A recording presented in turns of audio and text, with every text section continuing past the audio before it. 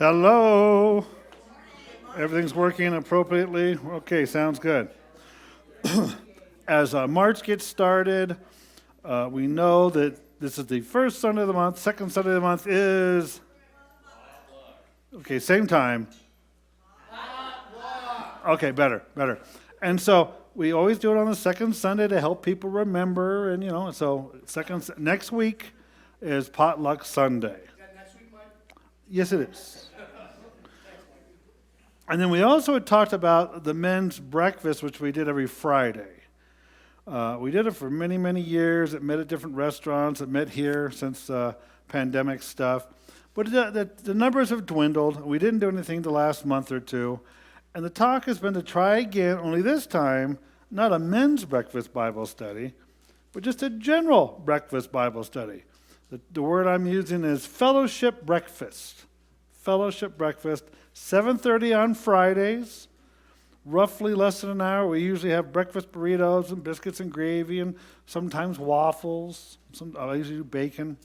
And oftentimes we mix it up much like we do on Thursday night. Sometimes we'll follow a book of a Bible. Sometimes we may watch a video. Different people kind of help teach sometimes. It's just kind of a overall collaboration. And for those who are, not everyone likes to drive at night. So our Thursday night Bible studies, I don't drive at night that much anymore. I can make it from here to my house, but most of you know I live down the street, so it's not that hard. But the thought was is if you are available, if you're a morning person, and we'll see how it goes. If nobody shows up, well, then maybe we won't do that one anymore either. And I'm not against judging things and looking at it and rearranging it, and then we'll put our efforts towards something else. But for now, if you might be interested in this, it's Friday morning, 7:30, and fellowship breakfast. Everyone's invited. If it gets to be too many people, well, maybe I'll have to have two of them. I don't know. That'd be great to have that problem instead of the nobody there problem. We'll see what happens.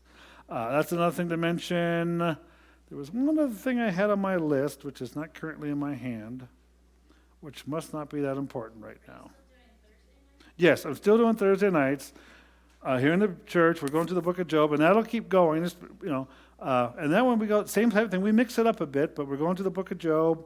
We went through Revelation a couple of years ago. We looked at C.S. Lewis for a while and some of his writings and videos. What was it? Oh, we looked at Pilgrim's Progress. We had actually watched part of the cartoon of Pilgrim's Progress for half an hour, then discuss what we watched. And believe it or not, a lot of us got a lot out of it, even though it was a cartoon version of Pilgrim's Progress. So we'll do that. 7:30 Thursday nights. It was in the video, and the fellowship breakfast. 7 o'clock Thursday nights, 7:30 Friday morning, fellowship breakfast. Anything else that needs to be mentioned? No, it's here. It's here. We're having it here, just like the old ones. Breakfast. Biscuits.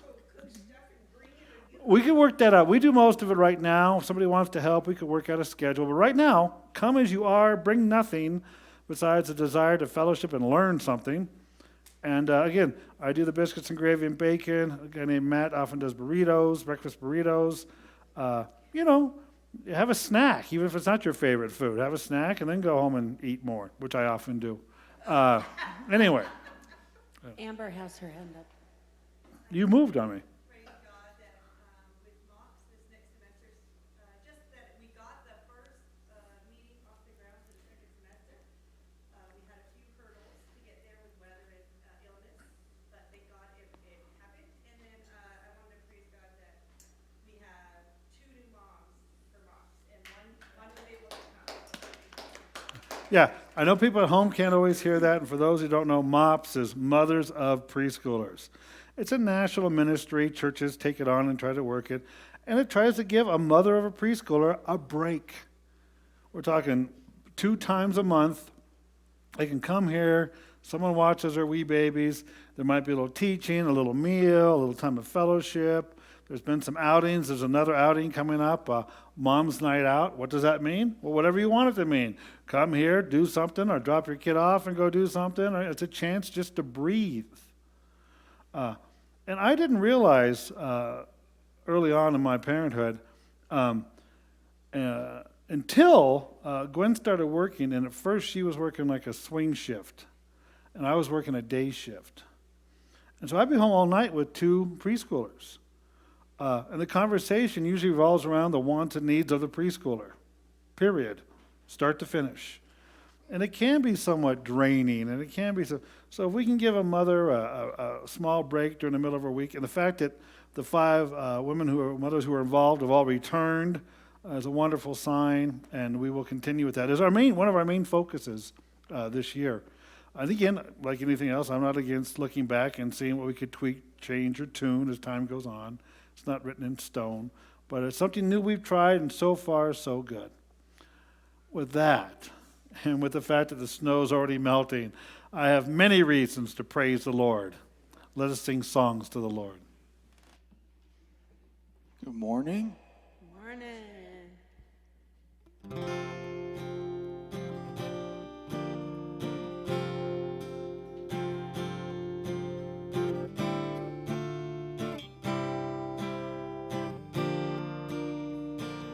I'll give you glory for all you brought me through. And now I'm ready for whatever you want to do. I'm moving forward to follow after you. And now I'm ready for whatever you want to do. Your presence is an open door.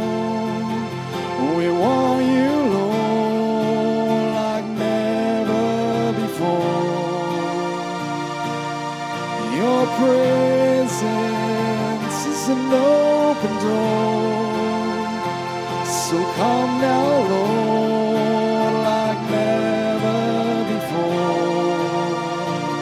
In every season, your grace has been enough, and I'm believing the best is yet to come.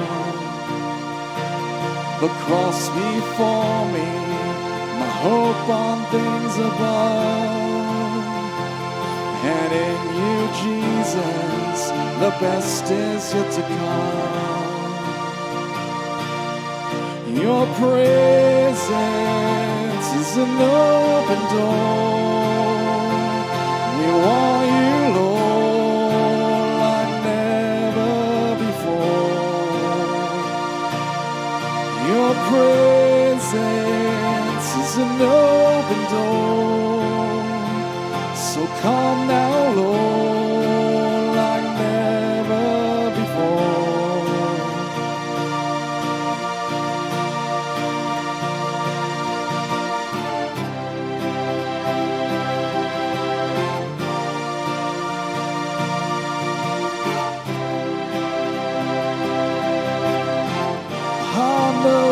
Breakthrough is coming by faith. I see a miracle. My God made me a promise, and I won't stop now. I know breakthrough is coming by faith. I see a miracle. My God made me a promise, and I won't stop now. I know breakthrough is coming by faith. I see a miracle. My God made me a promise, and I won't stop now.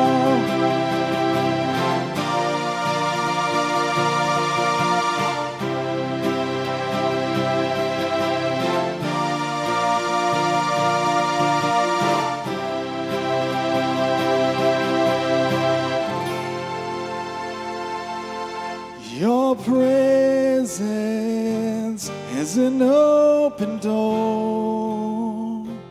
We want you, Lord, like never before.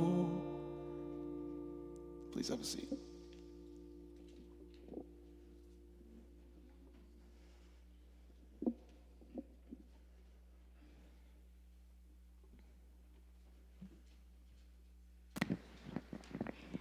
Your presence is an open door. When we come to prayer, when we go to prayer, there's an open door. It's a time of give and take. It's a time for us to listen as well as to speak. And I notice that sometimes I go to prayer and I try to practice meditation. I want to listen to the Lord, but so many times I go to prayer and I open my mouth and I begin with a litany of what I need, want, didn't get, maybe should have. And I wonder, does he ever look down and say, by the way, I'm in the doorway? So this morning, just bow your heads with me for just a moment. Let Jesus know that you're here, I'm here, and that we're willing to hear if he should say something to us that will maybe really enhance our day. Bow your heads with me just for a moment of silence.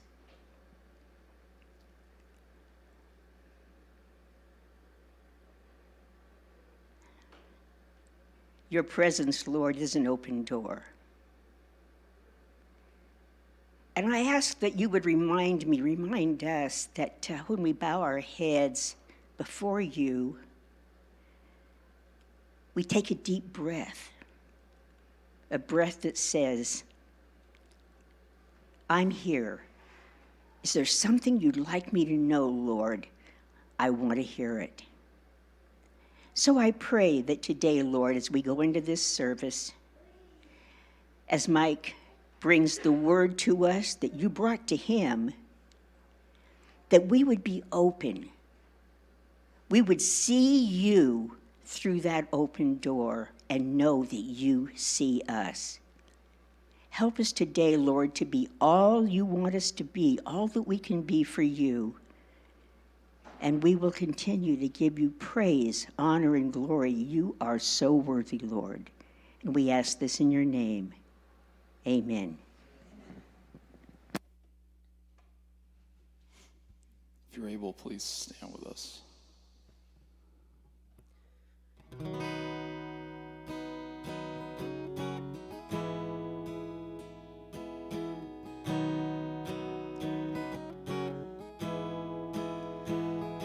Oh, I have days I lose the fight, try my best but just don't get it right.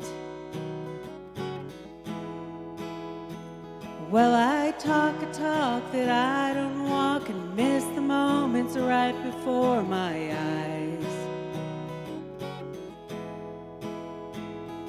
Somebody with a hurt that I could have helped, somebody with a hand that I could have held, but I just can't see past myself. Lord, help me be a little more like mercy, a little more like grace, a little more like kindness, goodness, love, and faith, a little more like patience, a little more like peace, a little more like Jesus, a little less like me.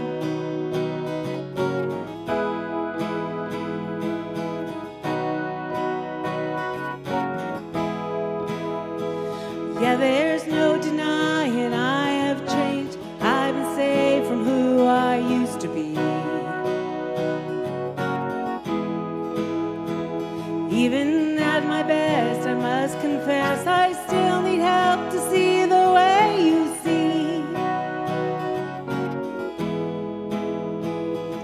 Somebody with a hurt that I could have helped, somebody with a hand that I could have held, but I just can't see past myself. Oh, help me be a little more like mercy, a little more like grace, a little more like kindness, goodness, love, and faith, a little more like patience, a little more like peace, a little more like Jesus, a little less like me. Oh, feed the beggar on the street, love to be your hands and feet, freely give what I receive. Oh, help me be. I wanna put you first above all else. Love my neighbor as myself. In the moment no one sees, Lord, help me be.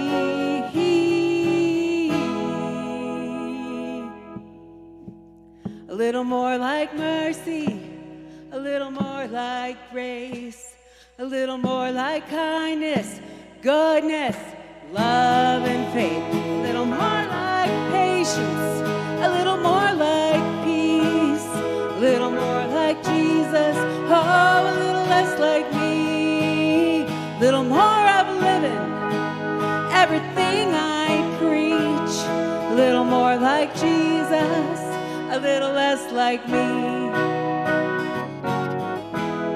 Oh, a little less like me.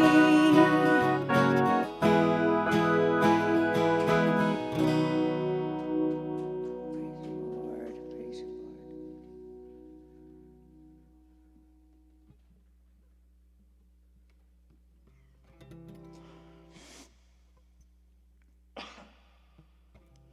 To have a real one who's lost someone they love long before it was their time. Feel like the days you had were not enough when you said goodbye. And to all other people with burdens and pains, keeping you back from your line. You believe that there's nothing and there is no one who can make it right. There is hope for the helpless, rest for the weary, love for the broken heart. There is grace and forgiveness, mercy and healing. I'll meet you wherever you are. Cry out to Jesus. Cry out to Jesus.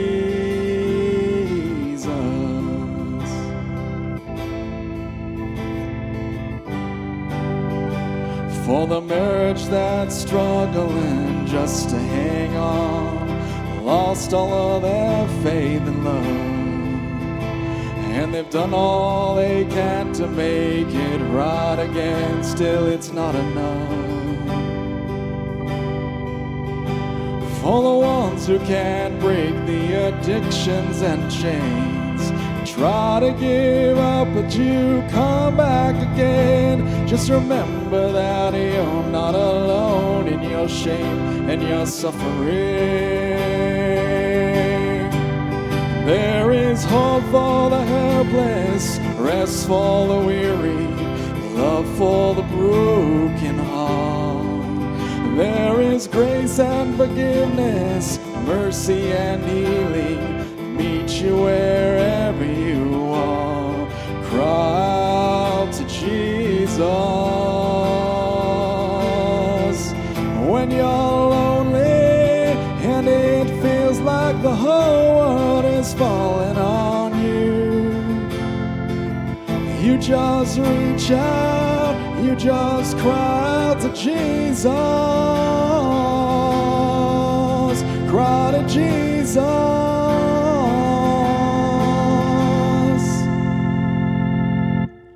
To the widow who struggles with being alone, wiping the tears from her eyes. For the children around the world without a home, say a prayer tonight.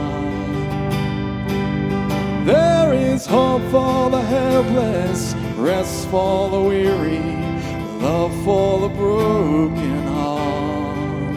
There is grace and forgiveness, mercy and healing, meet you wherever you are. There is hope for the helpless, rest for the weary, love for the broken heart. There is grace and forgiveness, mercy and healing, meet you wherever you are. Cry out to Jesus. Cry out to Jesus. Cry out to Jesus.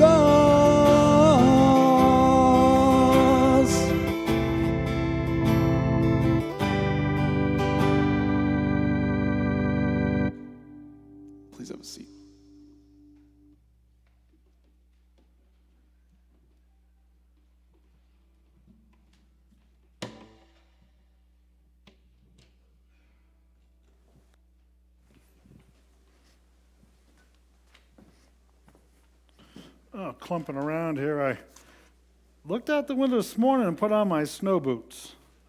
And then I realized maybe I didn't need them. And then by the time I got here and had them on, I didn't need them. But here I am. So if I stumble or fall, it's the snow boots. I asked Adam to leave this photo up, and I believe everyone at home can the photo of the boat. Yeah. When we sing this song, you may not notice this, but here is a ship on stormy seas. Jesus is at the helm there, so to speak. And if you look at the people in the boat, they're regular people. It looks like a construction worker, a guy in a button-up shirt. That's us. And my one hope is that if you take away a few points from today, that's one of them. That Jesus is in charge and we're in that boat in spite of the storm. I'd like to move on. We have been going through the book of Romans. We've been spent many time looking at some highlighted select passages and chapters. And many people who talk about the Apostle Paul's writings note that much of his work in the earlier chapters is theological. And then it switches to practical. Practical. Theological to practical. Well, we've certainly seen some theological along the way. Remember Romans chapter 3 was people like to sin. That was a main point, and he explains that. We talked about not sinning, chapter 6. We talked about the purpose of the law in the believer's life, chapter 7. The purpose of the Spirit in the believer's life, chapter 8. What about Israel, chapter 9 and 10? All these things we've talked about, big theological issues, and he works through them and he brings them up. But in chapter 12, he gets right much more down to just practical how you do it. Look with me, if you will, Romans chapter 12, verse 1. Therefore, I urge you, brothers and sisters, in view of God's mercy, to offer your bodies as a living sacrifice, holy and pleasing to God. This is your true and proper worship. Therefore, of course, what's it there for? He just got you saying some other stuff. What else did he say? Well, everything we've just gone through over the last several weeks. And especially, he just got you talking about the plight of Israel. Therefore, based on all these things, I urge you, I plead, I beseech you, brothers and sisters, brethren is the word, brothers and sisters, in view of God's mercy, based on that, right? So what we've talked about, and based on God's mercy, the point being to offer your bodies as a living sacrifice. Now, sacrifice, that word is used a bit in the Bible, especially in the Old Testament. You made sacrifices. You sacrificed certain things on certain days. And a lot of times it was some sort of barnyard critter. Could be a pair of doves, depending on how much income you had. There was a grain offering, there was a drink offering. But these were things that you poured out or burnt or, and they were gone. You gave them to the Lord, so to speak. They were a sacrifice. Right? A sacrificed fly doesn't help the person who hit it. They're sacrificing themselves to better the runner, to advance the runner for those into baseball. Here is the word sacrifice, but the word in front of it needs to be highlighted. Living sacrifice. Why? Because most sacrifices are dead, especially after the sacrifice thing takes place. But here it's saying a living sacrifice. We've talked about this, and we talk about this, and we talk about this. Here it is again. Christianity, as we read through the Bible, expects you to have a life-changing event that affects all of your life. Not just a Sunday only, hey, I did a couple of these and took communion, I'm good, or not just I know some people who've actually told me, if nothing else, get to church at least on Christmas and Easter. Like if you just can do that much, you've done something. I remember a particular family member was passing away, and a distant relative called and insisted they have a rosary while we're there. Nobody was Catholic. We didn't even know what a rosary was. But they insisted we have a rosary, as if no matter how that person lived their life, as long as that was done at the final moments, it helped. They're in. They're, one step higher in heaven or close out, get out of purgatory, whatever their belief was. Those are all common beliefs, everything I've just talked about. But that's not what this is talking about. This is a living sacrifice. Not just that final sacrifice in hopes that you get in, not just that once, twice a year, an ongoing practice. And then it adds these words, holy and pleasing to God. So this life that you're sacrificing is supposed to look holy and pleasing, not to anybody else, but especially to God. The things He wants you to do. Where could I possibly find those out? Well, we keep reading about them. We do. This is your true and proper worship, as the NIV states it. The King James used to use the phrase, reasonable service. And even that makes it sound like this is the common stuff you're supposed to do. This is everyday Christianity. These are the bare bones. These are this is what you do. It's your true and proper service.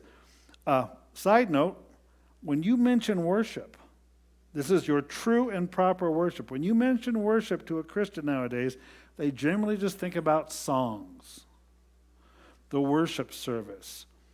And I'm not saying there's nothing wrong with singing. We just sang, Now, I don't sing out loud real good, so you don't hear me too much. However, my wife does, so you have heard her, We sing. Do I have a problem with singing? None whatsoever. Let us sing, for He is worthy to be praised.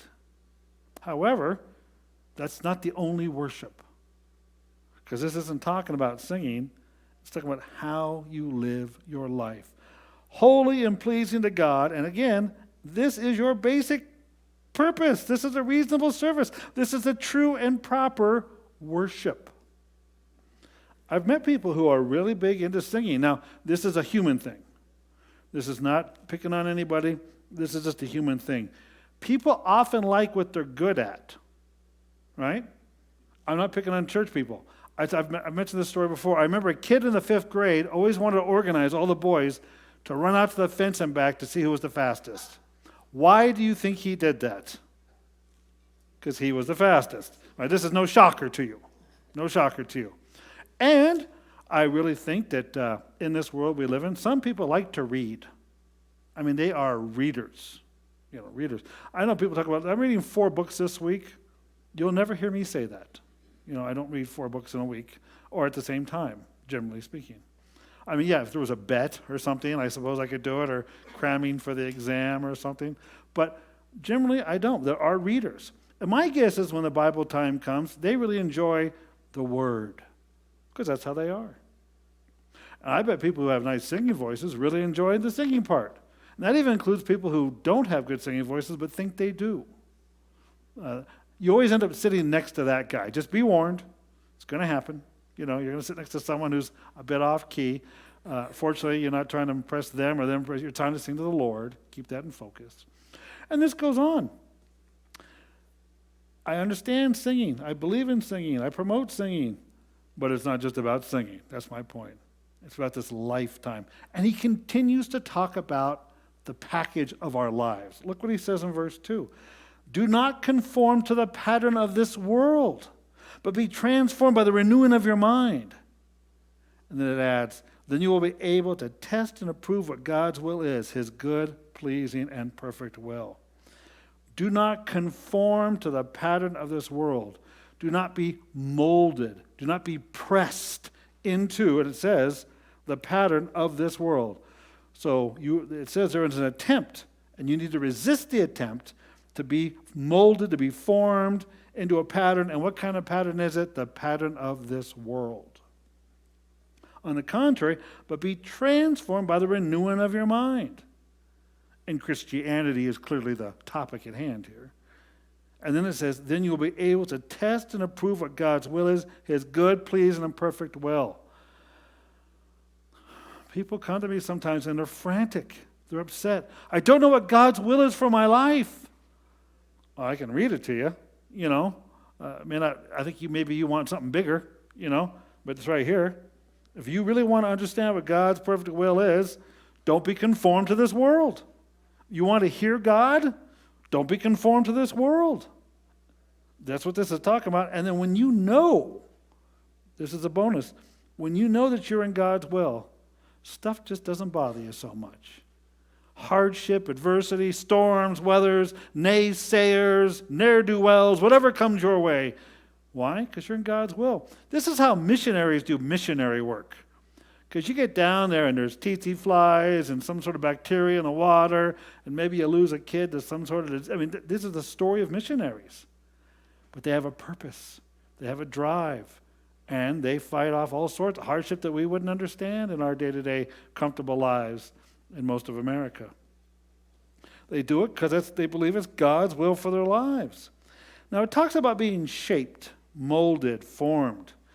And we are shaped, I'm talking about in general, we're shaped by all sorts of things. Everything has an influence upon us. I just wrote some things down here. For instance, I know that most people, as they grow up, they are shaped by their experiences. Both good experiences and bad ones. Bad ones shape people. Now, sometimes it shapes them to where they say, I will never be like my father was, which is a good thing, excuse me, because their fathers weren't that special. You know, they're learning from that, they're using that. It was a, excuse me, it was a bad example, but they're using that to become a good example. It was a bad time, a bad molding, but they're using it for good. Of course, there's the other ones. This is the way my dad did it. This is the way I'm going to do it. The way my mom did it. You know, I remember seeing a home videotape of a man, and they were all Super 8s, for anyone who remembers what that term means. And they were kind of color, which was a cool thing back in the 70s or whatever it was. However, not a lot of sound, as I recall. Not a lot of sound, but they had resurrected, found some old tapes, they'd put them together and got them onto his family got them onto a DVD, or I think it was a VHS for those who remember what that was. I think it was a DVD of some sort. And I was watching it at the home. Well, you could tell that every man in the family, and there was a Christmas section and an Easter section and a backyard barbecue section, had hard liquor in their hands. I couldn't help but wonder, what is that tradition going to cause? What is that one going to carry on to be? And we're shaped by these things. We're shaped by our families, by our location, by our school. We can be shaped by school teachers. We can be shaped by school bullies. I always think about foods. I mention this a lot. Not that I'm really into food, but sometimes. And as I talk about the first time I ever ate potato salad, it was horrible. I think, how do people like this thing? It may have been sitting out too long, or maybe one of those people likes to put extra weird stuff in there, you know. I don't really care for corn in my potato salad, or fuzzy raisins, or whatever it was. You know, that's a joke. And if I had to use that experience, and I did for many years, I never touched potato salad again. But then one day, someone insisted I try their grandmother's version of potato salad, or whatever it was. Life-changing. It was. It truly changed my life. I went from eating no potato salad to looking to see if I could find some more like that last batch I had. And when I order it in restaurants, sometimes it's close and sometimes it's not. But those are all experiences that shape us. Something as silly as potato salad shaped many years of my life. I would say one of the more powerful things we see nowadays isn't just society shaping us, it's the media. The media on TV shapes us. It tells us what wealth should look like in fashion, what's fun, what's not fun, what's popular. The media shows us what's important, or at least what they try. And I laugh sometimes because as you're watching commercials or YouTube breaks or whatever, a lot of times there are these commercials, and each and every item is going to change your life. You know, and it could be from a pill or a thing or a slimming shirt, you know, that's designed to make you look better than you do. I mean, it could be all these game changers. All these things are supposed to just form you and shape you and mold you, help you, make you better, stronger. I'm amazed that I watch a show about psychology, and they talk about the psychology things that will help change your life. Then I watch one about neuroscience and how your endorphins and your what's the adrenaline word? Epinephrine going on in there, what they do for you. Then I watch a dietary one. If you just eat this, you feel better. If you eat this, you put them all together. How are you supposed to do all of that? But all of these things are trying to make you conform to a special thing, a special thing, a special regimen, a special diet. But there's something even more important about being shaped by the media. What it doesn't mention. What the media doesn't mention, we don't see. Out of sight, out of mind. I brought this up already. What happened to Afghanistan? Is it doing okay? I mean, they dropped it like a hot potato. We see people jumping from aircrafts trying to get out of there, right? Falling from aircrafts trying to leave the place. And then I guess everything went perfectly well because we haven't heard about it since, pretty much. I mean, once in a while there's a blurb from a particular, but I mean, generally speaking, on the media, gone. Everything went well. No one got shot. No uprisings. No extra rebels against the rebels that just took over. None of that stuff. As far as the media is concerned, none. And the biggest problem with that is there is no God in the average media. And so the average person, no thoughts, no concerns, no concept of God, because it's just not there to be reminded of. I can show you that a video of someone falling off a ladder can get 1 million views. Someone talking about the book of Romans, I'm hoping for 50 today, right? I'm hoping for 50. This is the problem with the media. What they show us is cool, and what they don't show us is out of sight. I'd like to mention, this is just for fun, the way the Bible tries to shape us. The way the Bible suggests things to mold us, to form us into the likeness of Christ, no less. That's what it's actually shooting for. Many verses about we're looking up to we're trying to become Christ-like. Here's some ancient manuscripts that people don't mention too much anymore. I have made the point that the Old Testament is not irrelevant. It is not. It's always being quoted in the New Testament. Don't jettison it. However, you don't need to pick up every single code, rule, ritual, ceremony in the Old Testament. And it's funny, because I run across a lot of people that do one or the other. They throw the whole thing out, or they try to do the whole thing and think they're getting those bonus points towards heaven, when the New Testament clearly doesn't mention those things. Here's one, talk about shaping yourself. This particular passage is known as the Ten Commandments. You may be familiar with it. Long before I ever went to church, I'd watched Charlton Heston a couple times on TV. I had a clue. There's the Ben Kingsley one, too. It's pretty good. Right? I was aware. You shall have no other gods before me. Now remember, the first four are generally considered to be vertical. These rules are about between mankind and God. The rest are horizontal, between mankind and mankind, is the way some people look at it. So let's take the first four together. You'll have no other gods before me. You shall make no idols. You shall not take the name of your Lord your God in vain. And of course, you should keep the Sabbath holy, a day dedicated to the Lord. Who you worship equals how you behave. Whose rules are you following molds and shapes you into what your life looks like. What's that book? I just thought of it. 48 Rules. It's popular now. Oh, I'm forgetting it. Green, is that the guy who wrote it? You read some of them, and some of them are kind of cutthroat.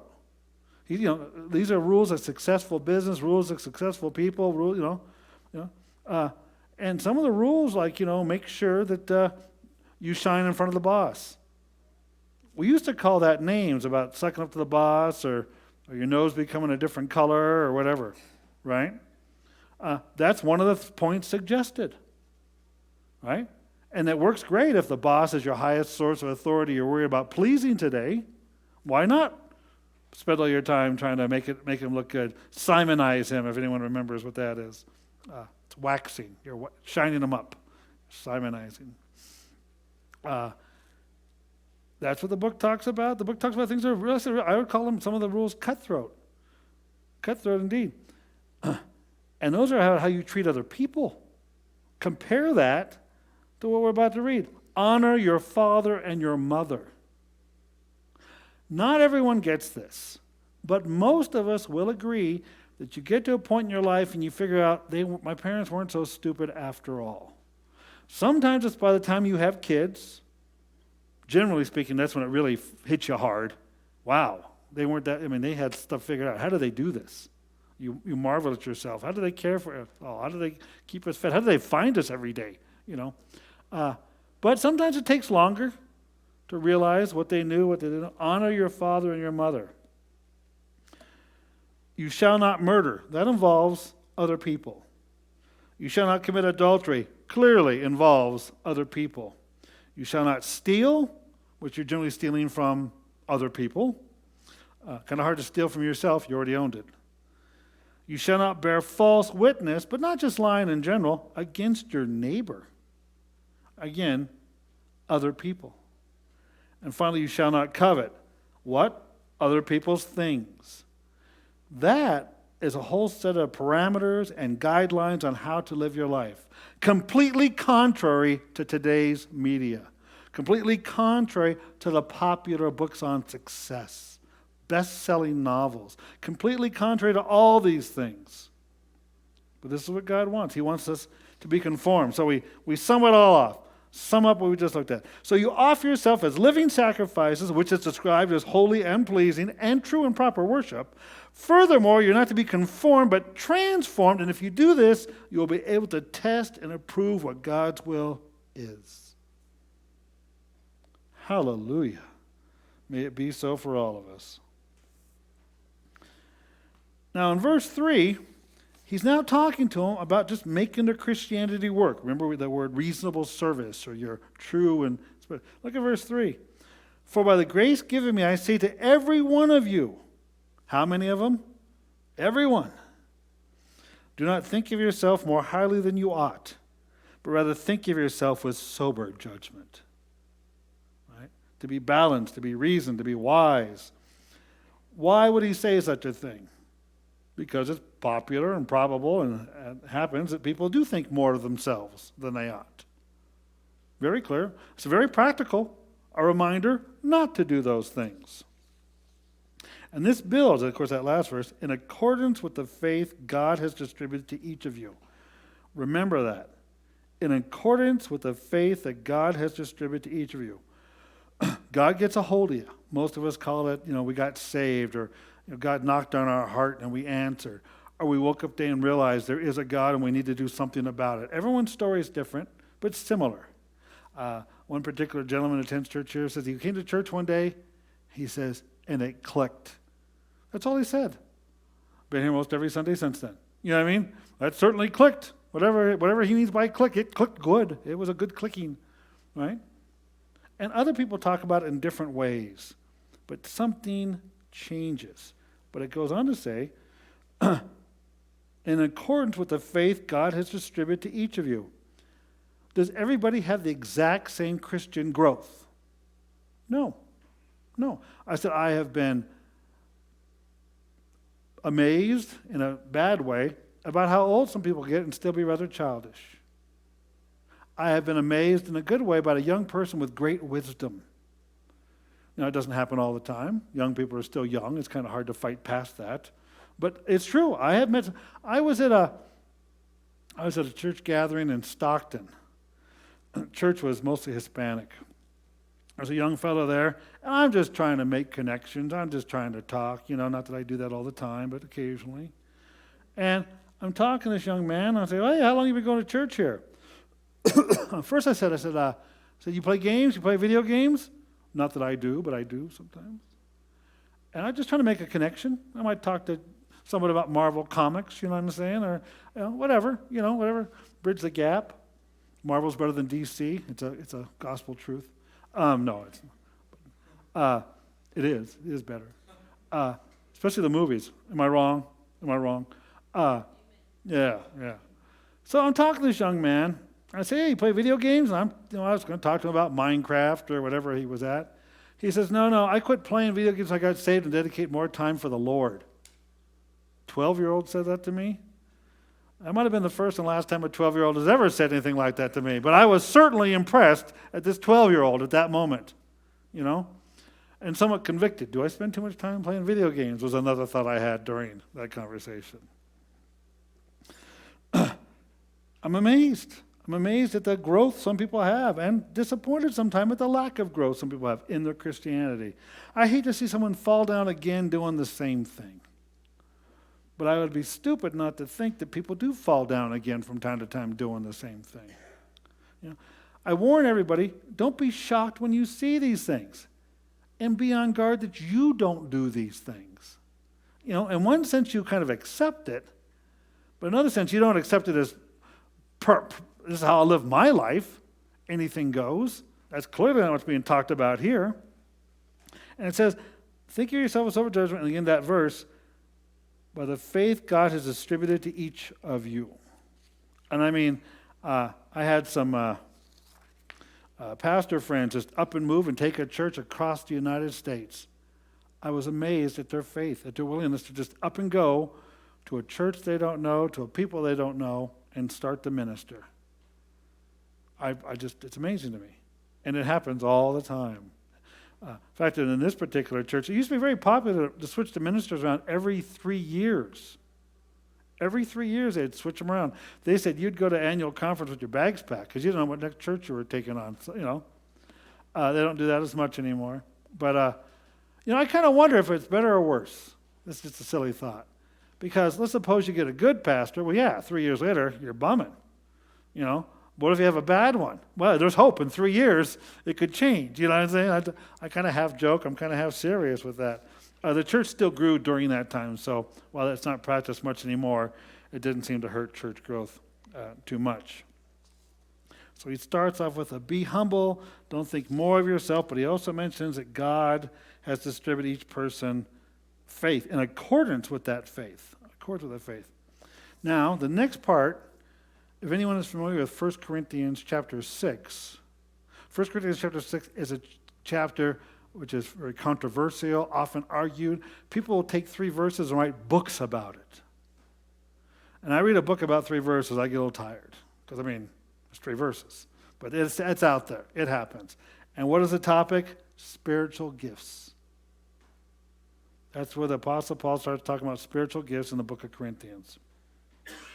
What you may not notice is what we're about to read in Romans 12 follows a similar pattern with similar topics as 1 Corinthians 12. Watch. Verse 4. For just as each one of us has one body with many members, and these members do not have the same function, verse 5, so we in Christ, though many form one body, as each member belongs to all others. That is this illustration of the body, the physical body. It happens in 1 Corinthians 12. Why does he tell them that? He just got through saying, don't think more of yourself than you ought. Remember I talked about the guy who could run fast, always wanted to see who could run fast? The person who likes to sing likes to sing. The person who likes to read likes to read. Well, they like everybody else to do the same thing. They would. In fact, I had a particular family member, whatever his hobby is, he wanted everyone to be in it. And he would talk about it night and day. And whatever the particular hobby was, I wasn't necessarily interested. Didn't stop him one bit. Why? Because he was into it and hoped everybody else would be too. And don't get me wrong, I hope he found a few of whatever particular hobby it was. It switched over the years. You guys think I'm knowing about. Family members think you know what I'm talking about. But there's 3 or 4 people in the family that fit that pattern. So I may not be talking about who you think I'm talking about. He talks about the body. Why does he say this? Because he says right here, but back to verse 4, one body has many members. Yes, one body, one physical body has many parts to it. Right? And these members do not all have the same function. Correct. Remember, this is very practical. This is not that hard to understand. Yeah, it's hard to walk on your hands. It's better to walk on your feet. It works better. Now, some people can walk on their hands. It looks kind of funny, but they do. You trying to see within the other part of your body besides your eyes doesn't work really well. And there are people who develop other skills in hearing and, to try to compensate so they lose their vision. But it's hard to read. It's hard to read without vision. I tried it. My eyes were going bad there in 2019. And I realized preaching is going to be kind of hard like this. Which one's more important? Well, you kind of need the heart, even if it's not doing what the hands and feet do. Heart's got to be there. All the other systems and, they all do their part. Try getting by without a renal system, or your respiratory system or whatever, your nervous system, And some of those things we can't even see, those organs I'm talking about. Big players in keeping the body running, even though you can't see them. They're out of sight, out of mind sometimes. He's saying that all the parts in the body work together. That's what he's saying. Why is he saying this? Because he wants all the people in the church in Rome or in Corinth to work together, even if they're different. It's just that simple. Now, around here, we got some people like to sing. Great. Hope a few more join in. Same token, we have some people like to bake. I especially like those in potlucks coming up. I'm encouraging you, bake away those who like to bake, right? But it'd be funny if that's all we did was bake, you know? What's your church known for? Heart disease, right, would be the answer, right? You know, all we do is eat cakes all day long, you know? How does your church, impact the community? Well, the coronary doctors like us, you know, I mean, what would you say? You can't do it. You have different people blending together. But again, there is a push sometimes for the one thing. The one thing.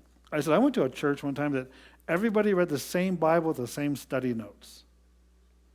Well, I think that was very nice for keeping them all on the same page. And I think it was horrible for any random thought of your own to appear because you were guided, locked in, locked down. Why? Because they wanted everyone to be on the same page. Everyone to be the same study Bible. Everyone to come up with the same conclusions. This is common, but that's not what this is talking about. This is talking about accepting the fact that people are different. That they can, as it said, have a measure of faith in accordance to their faith given by God, but come out with a different outcome of what they want to do with it. I think it's wonderful. Someone gets up and talks about mission work, going to some foreign place and helping out. Awesome, great, sounds awesome. One person hears a sermon and says, I want to go. Another person hears a sermon and says, I want to send aid, financial aid. Another person says, I'm going to pray for that missionary. These are all wonderful outbreakings of the same message, interpreted through faith in individual people. And all of that works. Right? You guys could be praying all day long for this church. I encourage you, please do so. But if people don't put money on the plate, hard to keep the lights on. You know, you can pray to keep the lights on, but we know that Nevada Energy doesn't accept prayer as a form of currency, and so we're going to need some currency. And don't get me wrong, prayer can help currency show up, but you still need the end result. The end result. Well, that's what we're talking about here. There's all sorts of different things. Now, it goes on, and this is where it gets right down to the nitty-gritty. Verse 6. We all have different gifts. Now, he's not talking about one can play the trombone and one's a great outfielder and one, he's using the word spiritual gifts. The word is often translated spiritual gifts from the Greek word charismata. You ever heard of a charismatic church? It's often linked with Pentecostal churches, though technically if you ask some people, they're not quite the same thing. But a charismatic church is much more exuberant and looking for certain maybe outbreakings of the Holy Spirit, much like a Pentecostal, but again, there's a line drawn by some people. Some people use the word interchangeably. And there's a charismatic church, which you can expect to see more of the gifts of the Spirit. Right? He's saying we have different gifts of the Spirit. Charismata. Wouldn't it be funny if I said we all have to have the same spiritual gift after reading this? After reading the part about the body, according to the grace given each of us. Back, remember it just said according to the faith given us. Now it's saying according to the grace given us. Again, there's going to be a variance. And I said what we're fighting against is the desire, and don't get me wrong, it's human, birds of a feather flock together. Now there's some problems with that. If all your extroverts show up to one meeting, no one's going to hear anything because they're all talking, right? But if all your introverts, did I say introverts, extroverts, if all your introverts show up to the next meeting, probably no missionary work's going to happen at all because they don't want to meet anybody or talk to anybody. You need to find the extrovert for that. It takes all kinds. He says, according to the grace given each. Does that mean you can actually have the same gift but different levels of it? Yeah, that's what that means. Look what it says. If your gift is prophesying. Now, prophesying has a double meaning. Prophets in the Old Testament did do some foretelling of the future. But a lot of times they just did some forthtelling. They got up in the king's face and said, the Lord has sent me. You have blown it. Judgment is coming. So not all prophecy. Some people interpret prophecy as modern day preaching. Well, I agree. That's a proper interpretation, though I don't know how much of it happens in modern day. Then there's a fear of offending, a fear of hindering your income, your offering, that can affect a person on how prophetic they get. I've been to some other ones where they do talk about a future event happening. I actually said something one time at one church as a guy gave us a message of a prophecy, of things he had seen in visions. I wasn't instantly against it, but I did suggest, let's write down what he said. If it happens, get that guy back here every month. Oh, we're not going to do that, and that was that particular church. I mean it. I'm not saying these things don't exist. Then look what it says. Then prophesy in according with your faith. Again, there's going to be some degrees of this prophesying and what your faith allows you to do. Some people will charge up to the king and tell him he's wrong. Others may not have that faith. They still can be prophesying. If it is serving, verse 7, then serve. If it is teaching, then teach. I find myself preaching sometimes. Teaching. Now, in this mega church, as I like to call it, and those at home can't see, this place is packed. Okay. But does everybody have to speak to 30 people on a Sunday? In fact, I bet you could have your own little preaching if it's just you and your neighbor across a picket fence. You and a loved one or a lost one against a small bistro table with a frappalati or whatever, right? That is just as important. Is it on the same scale as the mega church? I exaggerate slightly. No, it's not on the same scale. Is it less important? No. It's not less important. Why? Because someone's life could be changed. That's important. And they need to be changed. Why? Go back to the first stuff we read. Because they've been molded and formed into the wrong thing. They need to be remolded, reformed. The Bible uses the word born again. Just that much night and day difference. That's what has to happen. It goes on. Verse 8, if it's to encourage, then give encouragement. If it is giving, then give generously. If it is leading, do it diligently. If it is to show mercy, do it cheerfully. Which you can, each one of these you could break down for a while. Yes, it does tell us to be careful who teaches. Teachers will be judged more harshly. Serving and showing mercy. If it's serving, then serve. What if I'm tired of serving? You can get tired of serving. Why? Because if you're really mopping the toilets and doing the janitorial work, nobody notices. Everyone crumples up the trash and throws in the bag, not knowing how it ever got out to the trash can and drug out to the curb. They just don't. You don't think about these things. So some of these jobs, you're not going to get a lot of attaboys. You really have to be doing it for the right reasons, which is God. And if you do, well, then you can show mercy and do it cheerfully. You can serve. You can teach. Encouraging. Now, there's two kinds. There's the ones I like to call the proper gospel kind. Someone comes up and speaks to you, and it restores your energy. It gives you hope. You're not alone. You find out that, someone else, I've been praying for you. You're having a difficult time. Why did the person say that? But they were right. They knew it. That encouraging. Now, there's other people who try to encourage you, but they're just blowing smoke. They're just trying to, gloss you over. Oh, yes, wonderful, wonderful, nice to meet you. Oh, you're just so odd, And they're going to say that to everybody else they meet. It means nothing.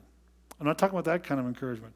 I am telling you, God can bring an encourager, a person with a gift of encouragement, to you, by you, at just the right time, life-changing. And if you live any time at all, you can look back and realize there's a few points where I was really down, and out of the blue, someone came up and, made your day, your week, your month, your year. I'll tell you one. I just started reading the Bible. I'm working at a casino in Reno, and I just moved out here.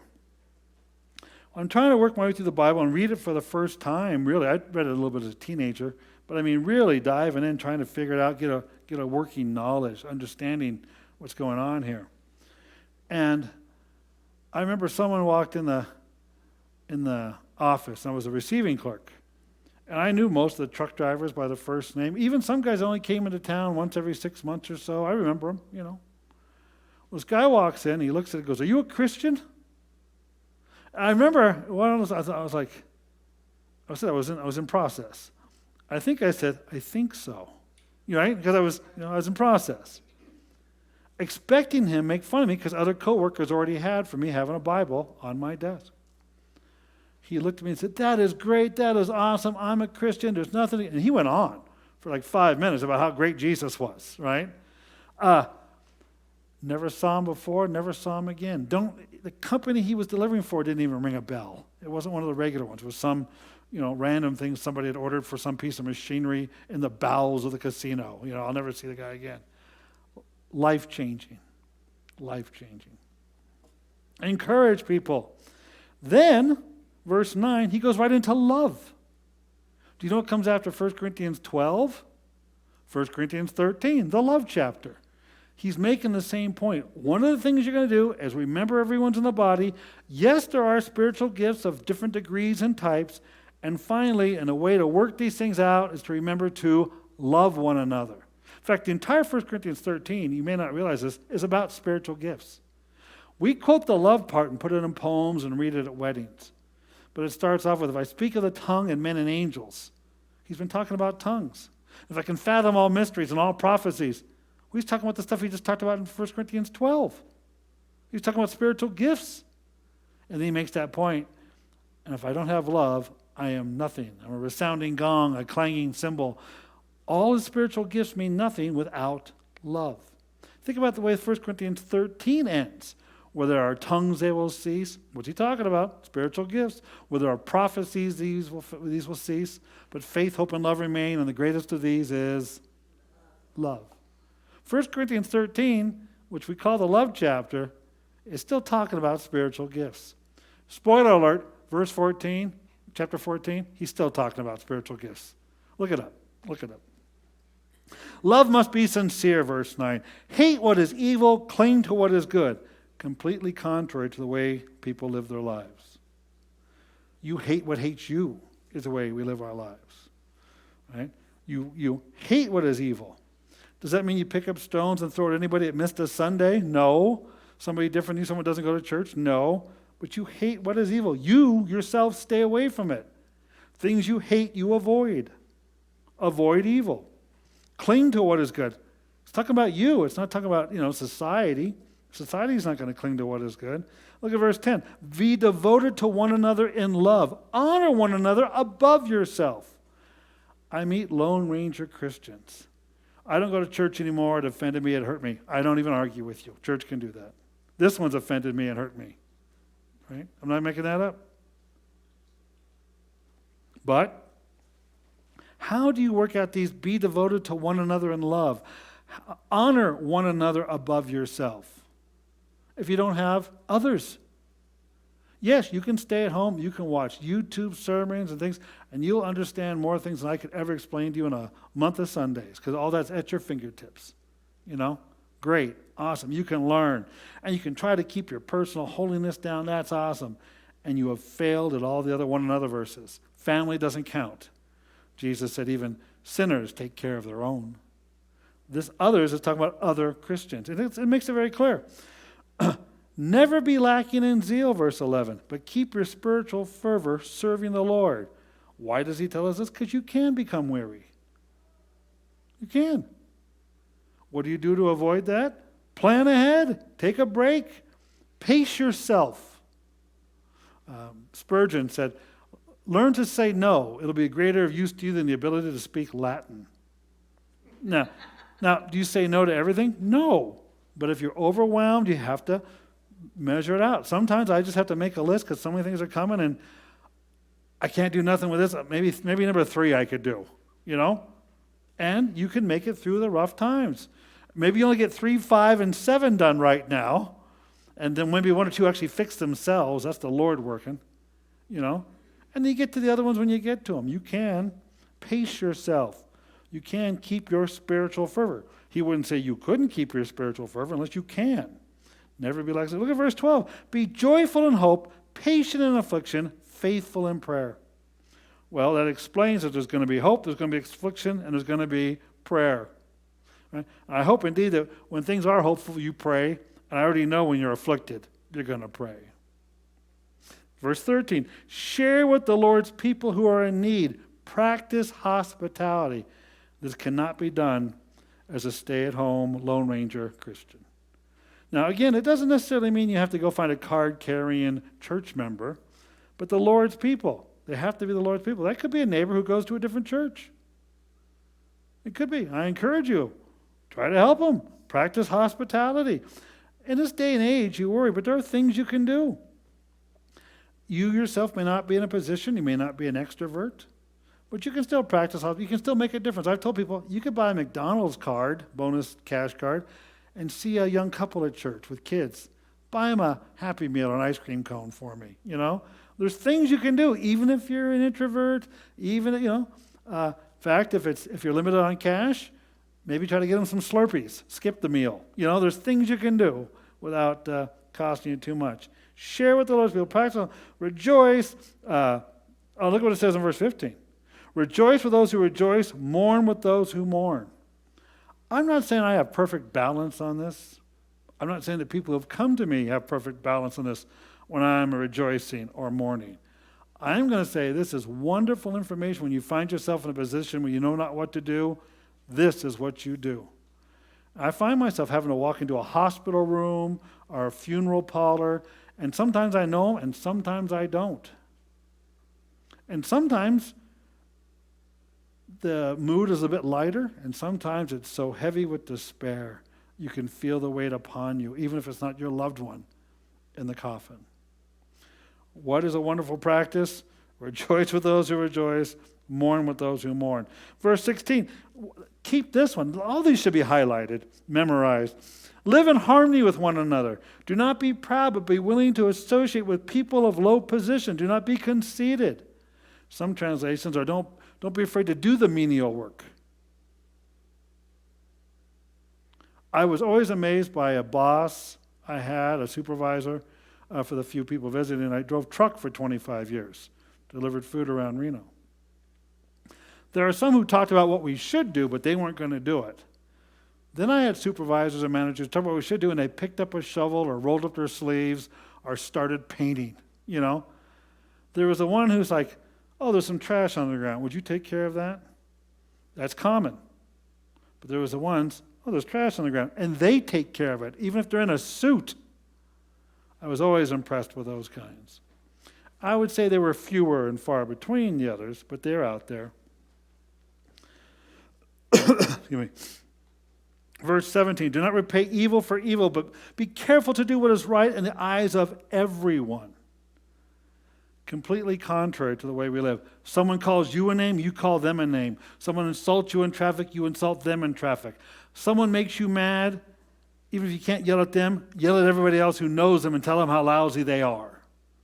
These are all the ways we work in today's society. Gossip and backstabbing and hearsay and slander, malice and anger and holding on to grudges and on and on and on. That's not what this is talking about. It's talking about don't do that. A completely different mold than what the world offers. Verse 18, another one. Highlight it, memorize it. If it is possible, as far as it depends on you, live at peace with everyone. Right? If it is possible, which means sometimes it's not possible, as far as it depends on you, which means you're a major factor in this, live at peace with everyone. And I agree. There are some people, you got personalities that line up, similar hobbies, whatever. You're just going to get along like two peas in a pod. And there's other ones who just have contrary personalities to you. They're not mean, they're not evil. I like to joke around. But sometimes I run across a very stoic person. I'm talking Spock-like, They make Leonard Nimoy look warm and fuzzy, right? Very, very rigid. And I start joking around. They look at me like I'm an idiot because I'm not making sense. I'm making up my own words, And then I look at them like an idiot because they're not laughing at my jokes, right? I have personality types I just can't hang with. We're not going to spend a lot of time together. Right? It's just the way it is. But as far as it's possible, if it depends on you, live at peace with everyone. I think there's a Wesley quote that some people you can walk arm in arm with, and others at arm's length, And that's the balance of it. Now, what you need to do is take inventory. Are all the people you don't like at arm's length? How many people are even close to you? Have you written everybody off? I make fun of the grumpy old man that used to live at the end of our street.